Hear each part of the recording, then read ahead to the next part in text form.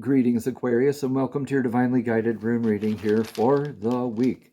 Jumping in to get your rune for the energetic near past here is the rune of Berkana. This is the birch goddess's rune of the birch tree.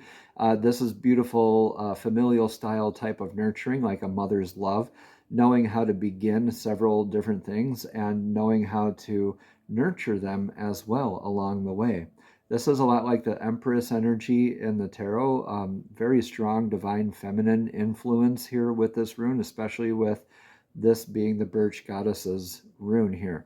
So take what resonates here and leave what doesn't. It seems like you definitely have that mother's love coming from your past and carrying on your new beginnings from your recent past into your now. So in your now energy, you have a lot more of this irreversible rune of Dagas, which is clarity. This is transmutation, divine alchemy, true alchemy of merging and transmuting night into day. Having the hourglass tipped on its side with that infinite symbol of clarity, this is almost like an aha moment, an epiphany, where you have that balance of heart, mind, soul, spirit, everything. Right? You're transmuted like the butterfly coming from the chrysalis. Whenever we have that new information, that new connection, that new centered balance, that way we know we are never going to be able to look at things the same way again or to understand them the same way again. So through that, we are changed, we are transmuted. And in your energetic near future here, Aquarius, is the rune of Fehu. Fehu is the rune of abundance, cattle, literally means cattle, wealth. What does abundance mean to you? I think through all these changes and aspects of here with this nurturing energy, this beginning a new thing and transmuting, I think this is an increase of abundance literally for you. Now, what that abundance is for you is completely up to you to decide. It could be money, it could be abundance of love, it could be abundance of support. It could be several different things. So take what resonates here, leave what doesn't. Also, let me know in the comments below how this is all working out here for you in your divinely guided rune reading here. Aquarius, in your influence for the now is Kinos. This literally means torch. This is the light that illuminates the path for yourself and simultaneously for others. So this is also leading by example, very big manifestation energy. This is big fire energy too. Like the Wands suit in tarot, you're really wanting to manifest, lead by example, wanting to be like the Pac-Man gobbling up the dots. Go, go, go, go, go. Very forward, but also recognizing that what you practice, what you have to practice what you preach.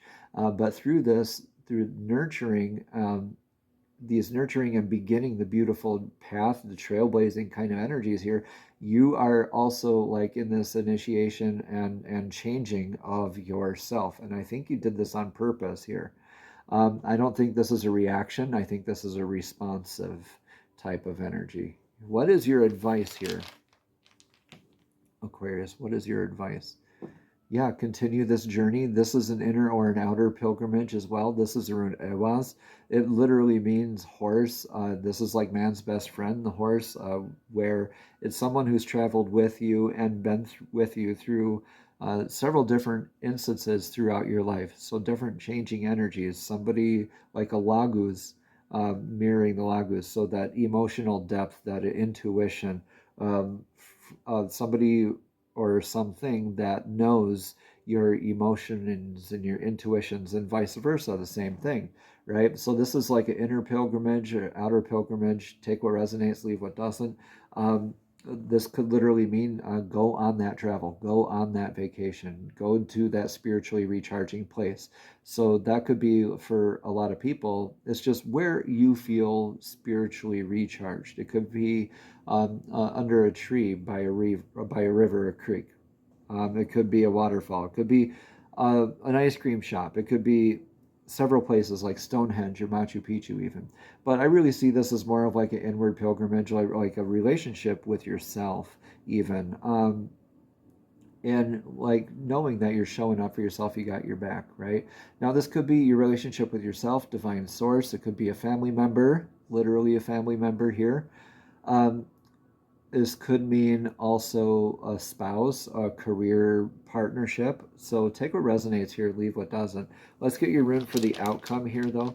This is definitely saying, though, by doing this, go get your spiritual recharge on, right? You're going to need to probably lean on each other and really get that emotional and mental and spiritual like clarity and balance throughout this as you transmute, as you go through it, and you can celebrate in that abundance together here in the near future. Greetings, everyone. I'm Eric with Your Essential Practice, and I just want to interrupt really quickly to thank you for all the likes, comments, and subscriptions. And even if this message does not resonate specifically with you, it may resonate for somebody else. So please go ahead and share that with them if you feel so inclined.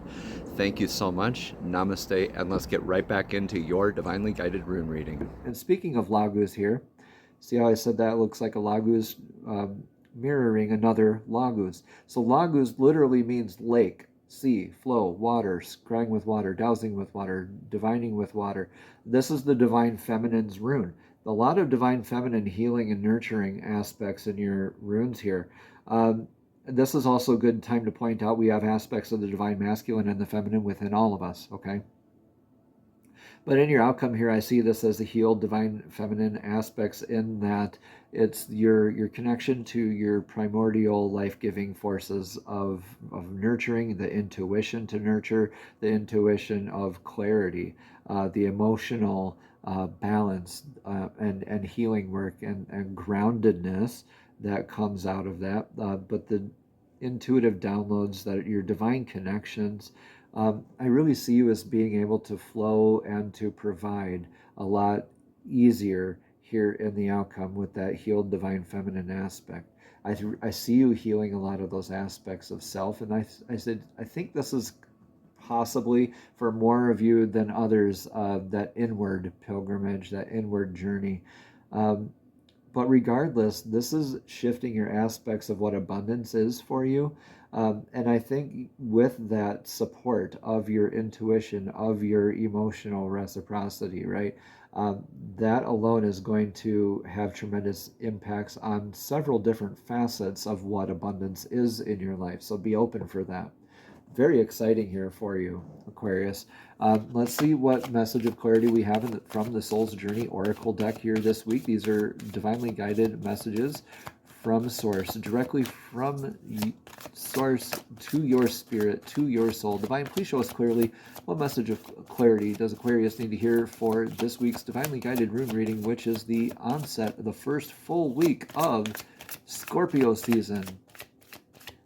Please show us clearly what message of clarity does Aquarius need to hear? What message of clarity does Aquarius need to hear? Thank you, thank you, thank you. Guilt. This card says, I release any beliefs that no longer assist in my soul's growth. Yeah. I really see you releasing a lot of that guilt and getting a lot of emotional healing this week here. So definitely maybe even going near a body of water is recommended for a lot of that emotional healing. If you're not able to physically go see a body of water yourself, just watching one on screen for at least 20 minutes or more have tremendous impacts in a positive way on your emotional and mental health. Okay, so guilt, again, this card says, I release any beliefs that no longer assist in my soul's growth. Aquarius, the energy of fear has many guises to complicate your path to loving yourself. Guilt is the most devious because it's a wolf in sheep's clothing. It's a self-imposed emotion that pretends to be instructive and enlightening.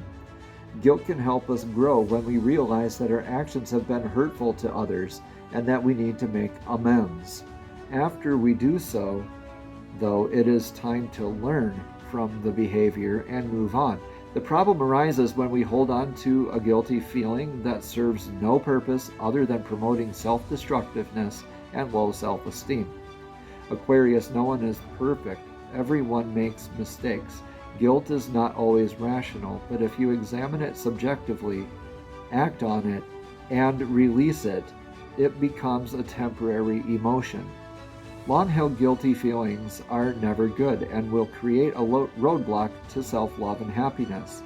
You must continually scan your current emotions for any guilty feelings and bring them up to the surface, for analysis. Healthy guilt is a warning that action should be taken, and irrational guilt needs to be released fully.